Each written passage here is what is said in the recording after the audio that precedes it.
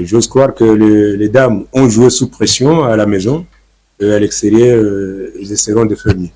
Il y a aussi un autre aspect, ils n'ont pas pu récupérer, et en ce qui concerne la régénération, ça n'a pas été fait totalement. Ça aussi, c'est un autre aspect. C'est ça qui a posé des problèmes au niveau de la finition. Merci. Ce que nous promettons d'abord pour la phase retour, c'est d'aller faire le nécessaire, parce que d'ailleurs à l'extérieur, nous jouerons sans pression.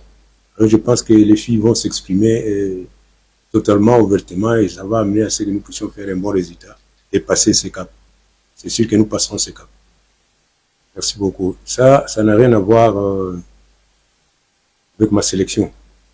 La sélection, je l'ai faite, comme j'avais dit l'autre fois, c'est de manière rigoureuse pour avoir cette sélection. Il n'y a pas à éviter les joueuses locales, éviter qu'il y ait jonction avec les autres. Non, pas du tout.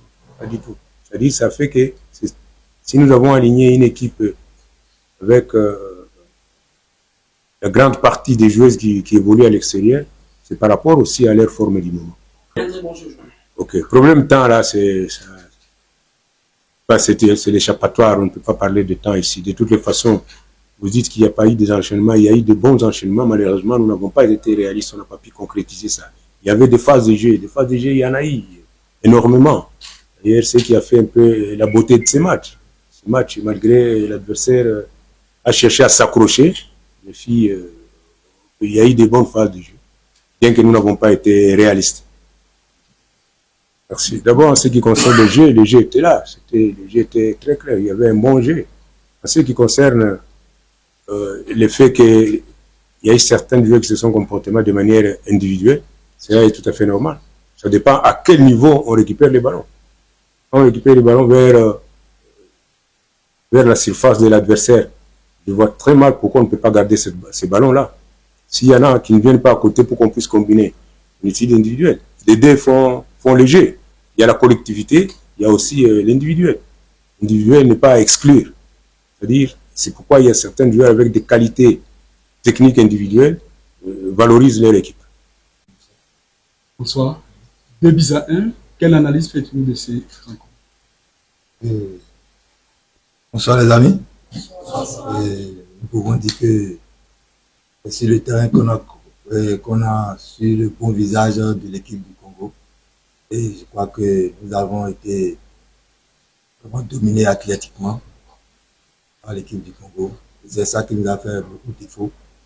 Je pense que les joueurs, ils ont tout donné quand même pour pouvoir faire un match acceptable.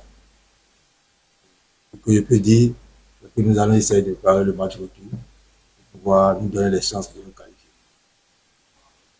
En fait, c'est un match à l'extérieur.